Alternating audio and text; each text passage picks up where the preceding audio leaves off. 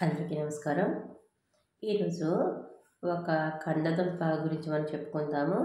ఒక కందదుంప తిన్నట్లయితే 100 హార్లిక్స్‌లతో సమానమట. అయితే మీ పిల్లలకి పెడుతున్నారా కందదుంప? పెట్టండి తప్పకుండా. దాని యొక్క ప్రయోజనాల గురించి ఈరోజు తెలుసుకుందాం. ఎలా వాడాలో కూడా తెలుసుకుందాం.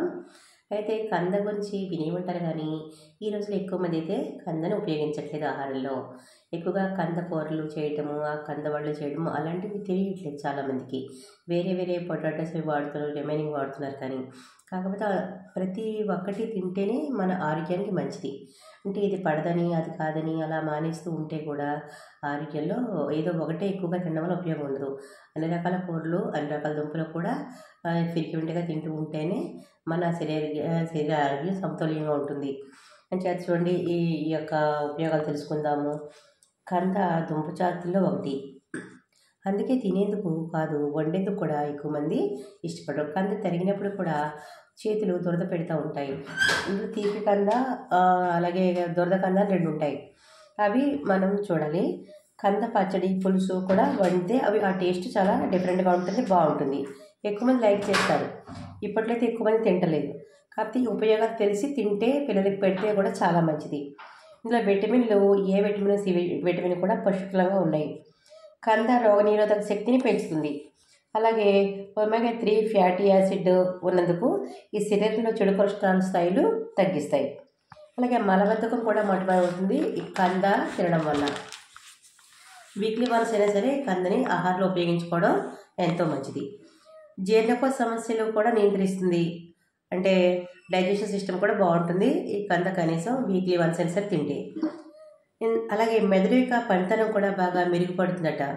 కొంతమంది ఈ కందదుంప తింటే కీళ్ళ నొప్పులని చాలామంది తినరు. ఎక్కువ మంది కీళ్ళ నొప్పులు తెస్తుందని చెప్పి తినరు, కానీ ఈ కీళ్ళ నొప్పులు నివారిస్తుందట ఈ కంద తినడం వల్ల. అలాగే ఇంకా కొన్ని ప్రయోజనాలు ఉన్నాయి. మెదడులో చురుకుతనం తెస్తుంది ఈ కంద తినడం వల్ల. క్యాన్సర్ నుంచి కూడా రక్షణ లభిస్తుందట. చెడు కొలెస్ట్రాల్ను కూడా తగ్గాలనుకుంటే కూడా వాళ్ళు ఈ కందాన్ని ఆప్షన్గా తీసుకోవచ్చు. అలాగే కంద గురించి తెలియని వాళ్ళు ఎవరు లేరు, చాలామంది తెలుసు. బట్ దాన్ని తినేవాళ్ళు మాత్రం చాలా తక్కువ.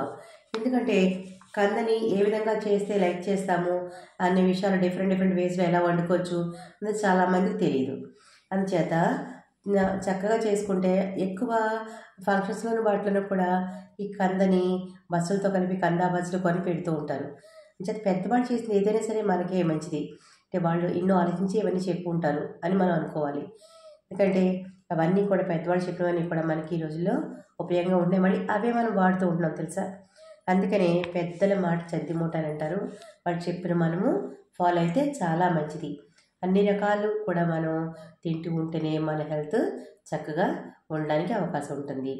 అంచేత too much of anything is good for nothing అని ఒకటే మనం నచ్చిందే ప్రతిరోజు తినడం కాదు.